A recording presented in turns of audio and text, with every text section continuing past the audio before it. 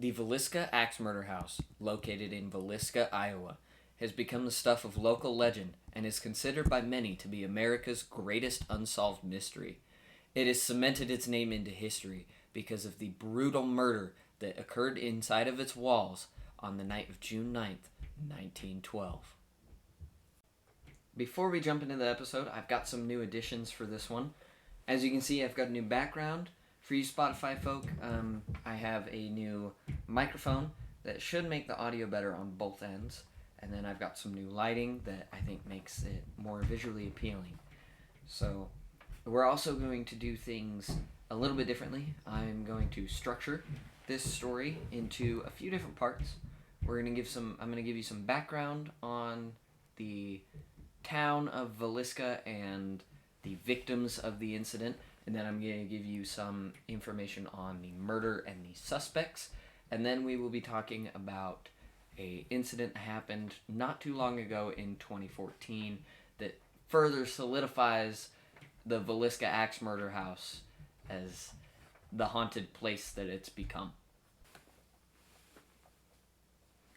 Alright, now we're going to jump into the episode.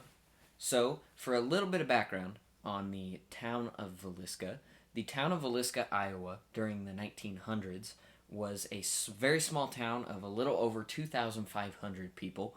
Despite its small population, the town was quite prosperous. It had businesses lining the streets, and dozens of trains arrived in its stations almost every day. According to a Quincy Railroad employee by the name of D.N. Smith, the town name of Villisca meant pretty place or pleasant view. However, their pleasant view would be forever spoiled by the event that took place on June 9th, 1912. Now, to the town's surprise, the name Villisca derived from a Native American word that actually meant evil spirit. Since the murder in 1912, the Villisca Axe murder house has become placed on the National Register of Historic Places. It has also been restored to its former 1912 glory and has since then become a tourist attraction where you can now stay in the house itself. Josiah and Sarah's 4 kids went by the names of Herman, Catherine, Boyd, and Paul. The youngest was 5 and the oldest was 11 around the time of the murders. The other 2 victims were the Stillinger sisters, who were staying the night at the Moore's house when the murder occurred. One of the sisters, Lena, who was 12 at the time, seemed to be the only victim who fought off her attacker. Now we are going to get into the murder itself and some of the suspects who, at the time, were believed to have carried it out, and we're going to get into some of the evidence that they had to try and convict these people. It was estimated that the murder took place on the night of June 9th at around 12 a.m. So technically June 10th, but it's all in all of the things that I read, it was considered as June 9th. So that's what I'm going to be referring it to as for the rest of the video. The 8 victims were brutally killed, having their skulls crushed by an axe that was taken off of their property. The murderer was never convicted, and still to this day, it hasn't been clear who may have committed the crime. So whoever it was probably took their actions to the grave with them. The crime rocked the town, reportedly being so horrific that it took the event of the sinking of the Titanic off of the front lines of the newspaper, which happened about 2 months before this accident. Now, understandably, people began to immediately spread rumors after the event, and it quickly got out of hand, with about 4 to 6 new suspects being put into the newspapers each and every day. Now, there are a few main suspects that historians have settled on after studying the case extensively. Just a few of those were Frank F. Jones, Reverend George Kelly, and William Mansfield. The most compelling case that I read accused Frank of hiring William Mansfield to kill the Moore family. The reason why I find this case the most compelling out of all of the other ones that I read through, there were a bunch. We're going to only focus on Frank and Mansfield because those are the two that a lot of historians have settled on, and from what I read, seemed like the most compelling. Mansfield was, at the time, a already convicted serial killer and a cocaine addict who was believed to be the perpetrator of 3 other murders. 2 of them were said to be in an axe in the same exact manner that the Villisca murder was committed. One of these killings even happened around 4 days before the Villisca murder in a very nearby town in the state over, I believe.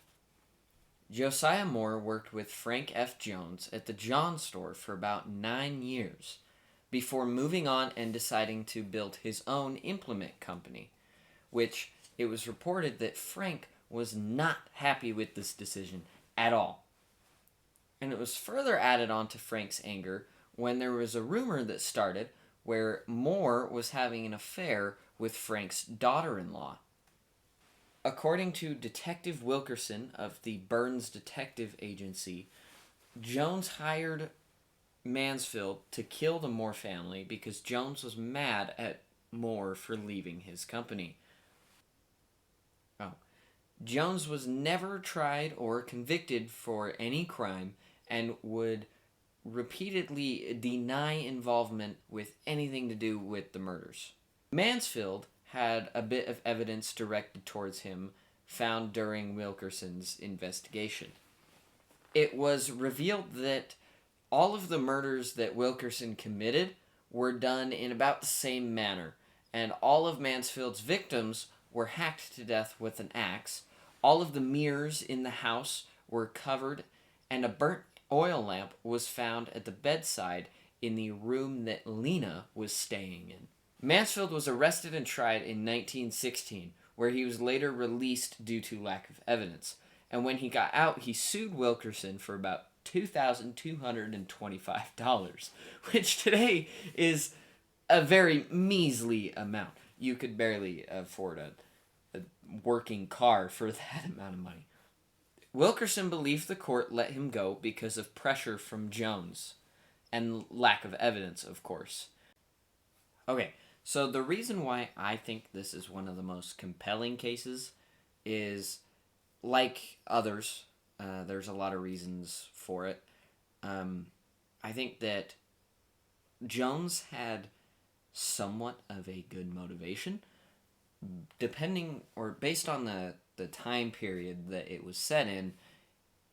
Losing his best businessman and someone who was with him for over 9 years would be something that if I was in his position, I would be mad about as well. Now, if he was the one that did it, it was not the right way to go about it.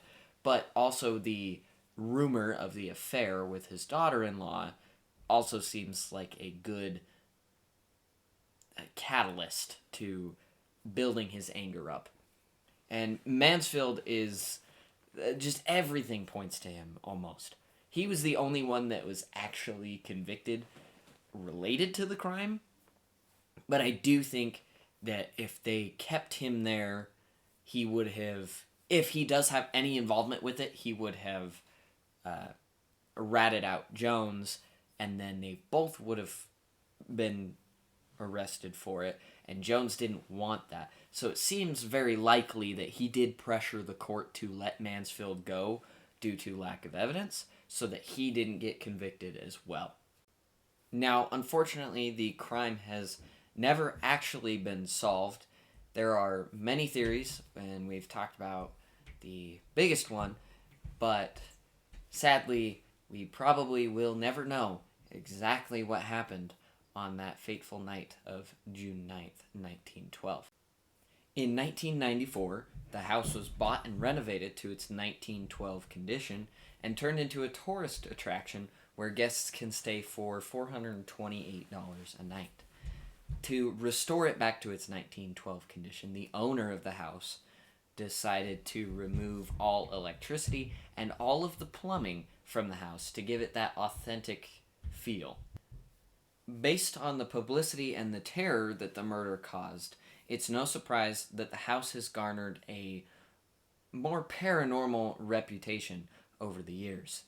It has been featured on an episode of Ghost Adventures and has been the topic of many different documentaries. And according to the owner, she has a notebook of all of the encounters that people have while staying in the house. And very few leave without experiencing anything out of the ordinary. These such cases is what attracted the recreational paranormal investigator Robert Larson Jr., who on November 7th, 2014, was found in the house with a stab wound to his chest, presumably self-inflicted.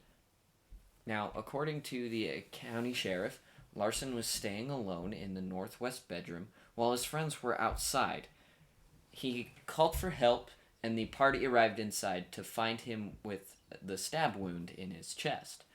They called 911, and Larson was brought to a nearby hospital.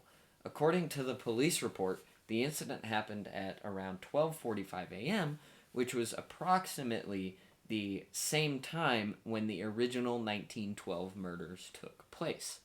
Now, I have no idea why this happened, and there wasn't a ton of evidence onto what exactly happened, but the fact that they say it's self-inflicted and it happened in the house, which is considered one of America's most haunted places, leads me to believe that either he was influenced by something that he experienced, or he is just a little bit nuts and wanted the publicity.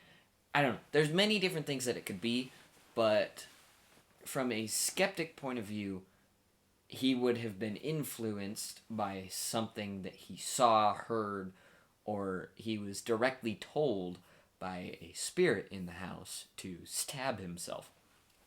But from a more realist point of view, it was probably just him trying to get publicity and trying to make the house seem even scarier than it is, which probably isn't good for the Axe murder house, which is already known for a horrific murder, that someone else has now been injured in the house. So it just increasingly adds to the murder house's dark reputation. I really love this story because there's a lot that I didn't go over all of it, but there is a lot of details that are just really misleading, and there's a lot of details that just kind of leave you at a loose end. Like, they found in the house on the ceiling, there was axe marks on the ceiling, but the ceiling was like high enough that it wouldn't have been on accident, so it almost looked like the murderer, whoever it was, took the axe and started swinging it wildly to just chop stuff up, I guess. And it's also weird to me that there's no real suspect. Like, now there's a lot of ways that this could have been prevented. Not the murder itself, but the suspect could have been found a lot easier, because the case was really horrific, and it happened in a town that never really had anything happen in it. So it was understandable that it gained a lot of publicity, and the town freaked out and went to go look at the murder itself. So there were a lot of people on the crime scene who could have tampered with the evidence. There could have been, and it was also there could have been a lot of different things that happened. It was before like proper fingerprinting technology, so you couldn't just take the fingerprints on the lamp or anything like that. But it was also reported that the killer wore gloves to hide his fingerprints. So the killer was obviously not new to what he was doing. And it's just a really interesting case, and there's a lot of information on it. Axe House's website itself has a lot of the information that I got. A lot of the information that I have is from that website. It goes into a lot more depth, and there's a lot of stories from locals and stuff like that that explain kind of more of the personal history about the town and the house itself. I obviously didn't go into a lot of that because that's a lot of information to cover, and but yeah, so it's pretty interesting to.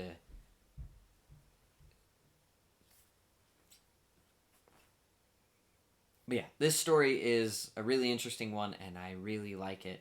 It was fun sharing it with you guys. I hope you guys like and subscribe and leave a comment down below, or if you're on Spotify, uh, make sure to follow and leave a rating on what you think. But if you guys have any feedback, be sure to let me know. You can let me know in the comments, and I will be sure to read them. I will read them all, and I will take it into account for the third episode, which should hopefully be out next weekend. So thank you guys all for watching, and I hope you enjoyed this story. I really enjoyed researching it, and I'm looking forward to the future of the show. I hope to see you guys back for the third episode. And once again, remember to subscribe and follow on whichever platform you prefer. And as always, I hope you learned something to add to your history books. See you guys in the next one.